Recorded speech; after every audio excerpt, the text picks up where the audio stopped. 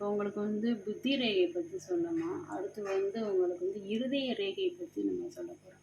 இருதய ரேகை அப்படிங்கிறது நம்மளோட மூளை சம்மந்தப்பட்டது, இதயத்து சம்மந்தப்பட்டது. இதில வந்து புத்திகளும் இருக்கும். புத்தியும் சேர்ந்தது தான். ஏன்னா இதயம், மூளைங்கிறது அதுலேருந்து வர்றது தானே புத்தியும். அதனால இந்த இருதய ரேகை வந்து புத்தியோடையும் சேர்ந்து வரும். இப்போ இந்த இருதய ரேகை பத்தி உங்களுக்கு சில விளக்கம் குடுக்குறேன் பாருங்க. இந்த இருதய ரேகைங்கிறது சுண்டு விரலுக்கு கீழ இருந்து அப்படியே கரெக்ட்டா போகணுமா. போயிட்டு இது வந்து பார்த்தீங்கன்னா, இப்போ வந்து சூரிய விரலுக்கிட்டயும் சனி ரேகைக்கும் நடுவுல நிக்குது. இந்த மாரி இருதய ரேகை இருந்துச்சு அப்படின்னா, அவங்களுக்கு வந்து பார்த்தீங்கன்னா, இதய சம்மந்தப்பட்ட பிரச்சனைகள் நெறையா வர்றதுக்கு வாய்ப்புகள் இருக்கு. அதே மாதிரி நல்ல புத்தி இருக்காது.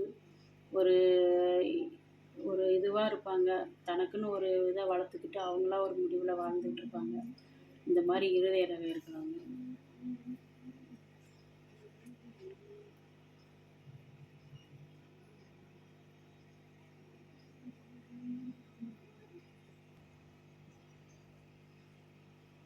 இந்த மாரி இருதய வந்து சில பேருக்கு பார்த்தீங்கன்னா, 2 கோடா போகும்.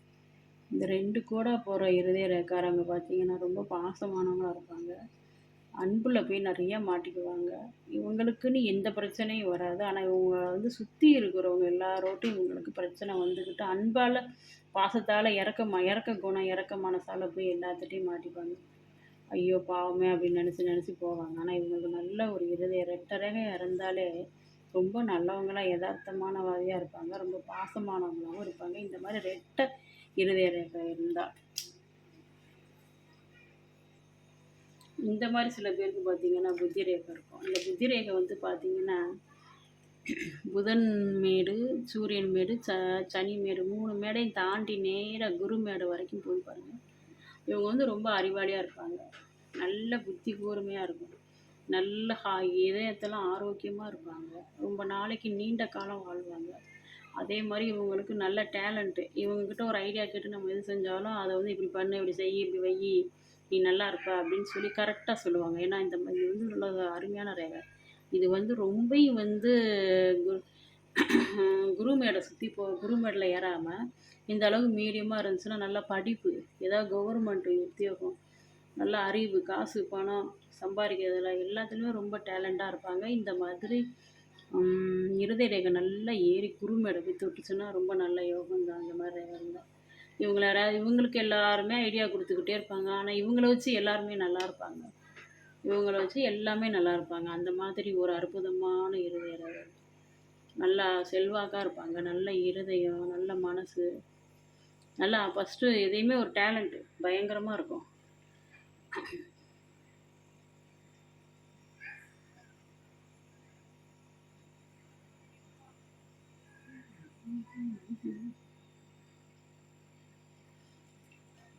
இந்த மாரி இருதய ரேகை வந்து சனி மேட்டோட கரெக்ட்டா நின்றுச்சுன்னா, இவங்க வந்து எப்படி இருப்பாங்க அப்படின்னா, தான் உழைப்பாலே முன்னுக்கு வருவாங்க. நல்ல தைரியம் எங்கன விட்டாலும் தைரியம் பயங்கரமா இருக்கும். கரெக்ட்டா சனி ரேகைக்கு கீழ கரெக்ட்டா இந்த இருதய ரேகை நின்றுச்சுன்னா, தைரியமானவங்க, பலசாலிங்க, நல்லா உழைப்பாங்க, உடம்புல நல்லா தெம்பு இருக்கும், நோய் நொடி வராது. நல்லா அதாவது நம்ம எப்படி வாழணும் அப்படிங்கிறத மாரி வாழ்ந்து காட்டுவாங்க. பிறருக்கு வாழ்ந்து காட்டக்கூடிய ரேகை. எல்லார்ட்டயும் நல்ல பேர் எடுப்பாங்க. அவங்கலாம் ரொம்ப நல்லவங்களாச்சே அப்படின்ற பேர் வரும். நல்லா திறமைசாலியாவும் இருப்பாங்க. நோய் நொடி வராது. நல்லா ஆரோக்கியமா இருப்பாங்க. நல்ல உழைப்பாளி. இந்த மாரி நல்லா மேல ஏறி குருமேட்ட ஏறி இப்படி இருக்குன்னு வைங்க. குருமேட்ட ஏறிடுச்சு நல்லா. இந்த மாரி ஸ்ட்ரைட்டா ரொம்ப ஏறி குரு மேட தொட்டு உள்ள போயிட்டா அப்படின்னா, இவங்க எப்படி அப்படின்னா, எத செஞ்சாலும் இவங்களுக்கு நல்லா கை குடுக்காது. ஒண்ணு உங்களுக்கு வந்து சூரிய ரேகையோட நின்றா கூட ஏதோ அடுத்தவங்க சொல்றத கேட்டாவது ஒரு வேளைக்கு பொழச்சு வருவாங்க. 2வது வந்து உங்களுக்கு சனி மேட்டோட அந்த இருதய ரேகை நின்றுச்சுன்னா, தான் உழைப்பாலே முன்னுக்கு வந்துருவாங்க. ஆனா இவங்க வந்து எல்லாத்தையும் மீறி நேரா குரு மேட தாண்டி உள்ள போயிட்டாங்க அப்படின்னா, இவங்களுக்கு எந்த ராசியுமே இருக்காது. எதை செஞ்சாலும் இவங்களுக்கு வந்து தோல்வியில தான் வந்து முடியும். இந்த மாரி அதிகமான போயிருந்தவங்களுக்கு பார்த்தீங்கன்னா, ரொம்ப அகம்பாவமா பேசுவாங்க. ஏதாவது ஒண்ணு நம்ம ஒண்ண சொல்லிட்டோம்னா, அவங்க 10 பேசி முடிச்சுருவாங்க. அந்த மாரி ரொம்ப நீளக்கோடா போய் இருதய ரேகை நல்லா குருமேட்டு மேல ஏறிடுச்சு அப்டின்னா, உங்ககிட்ட பேசி ஜெயிக்க முடியாது. நான் சொல்ற நான் பிடிச்ச முயலுக்கு 3 காலுன்ற மாரி தான் பேசுவாங்க. அதே மாரி இவங்க கையினால எது பண்ணாலோ, வச்சாலோ, கொண்டாலோ இல்ல நஷ்டத்துல வந்து தான் முடியும். லாபத்துல எதுவுமே முடியாது. ரொம்ப நஷ்டப்படுவாங்க. எல்லாத்துலயும் நஷ்டப்படுவாங்க. அந்த மாரி இந்த மாரி இருதய ரேகை இருந்தா. இந்த மாதிரி இருதய ரேகையத்துல இந்த மாரி ஐலேண்ட் மாரி இப்படிலாம் விழுவக்கூடாது. சில பேருக்கு இந்த மாதிரிலாம் பார்த்தீங்கன்னா, இருதய ரேகத்துல இந்த மாரி ஐலேண்ட் மாரிலாம் விழுகும். இந்த மாரிலாம் விழுந்தோம்னா, அந்தந்த காலகட்டத்தில இதய சம்மந்தப்பட்ட நோய்கள் வரும். ஆப்ரேஷன் பண்ற மாரி இருக்கும்.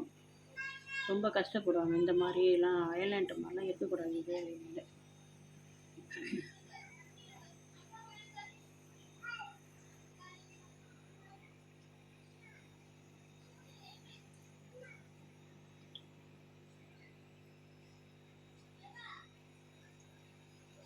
இந்த மாரி இருதய ரேகை வந்து பார்த்தீங்கன்னா, நெளிஞ்சு இருக்கும். நெளிஞ்சு போயிருக்கும். பாம்பு மாரி. இந்த மாரி பாம்பு மாரி இருதய ரேகை நெளிஞ்சு போயிருக்குன்னு வைங்க, இவங்கள மட்டும் நம்பவே கூடாது. பொல்லாதவங்களா இருப்பாங்க. இவங்க நம்ம கூட இருந்துக்கிட்டே நமக்கு கழுத்து எடுக்கிறதெல்லாம் நெறையா பண்ணுவாங்க. ரொம்ப சுயநலமா இருப்பாங்க. இந்த மாரி இருதய ரேகை வந்து பாம்பு சேத்துல நெளிஞ்சு நெளிஞ்சு போயிருந்தா, இவங்கள வந்து ரொம்ப வந்து நல்லவங்கன்னு சொல்ல முடியாது. கெட்டவங்கன்னு தான் சொல்ல முடியும். அந்த மாரி வந்து குணம் படைச்சவங்க. கூட இருந்துக்கிட்டே கழுத்த அறுத்துருவாங்க. இவங்களோட சுயநலம் என்னாவோ அததான் பார்ப்பாங்க.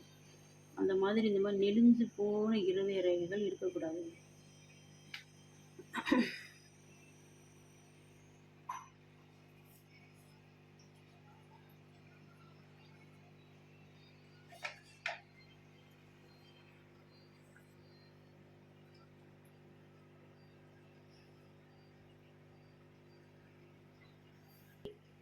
இருதய ரேகைங்கிறது இப்படிதாங்க இருக்கணும். நல்லா கரெக்டா போய் சனி மேட்ல நிக்கணும். அப்படி இல்லைன்னா கொஞ்சம் நகண்டு போய் குருமேட்ல நிக்கலாம்.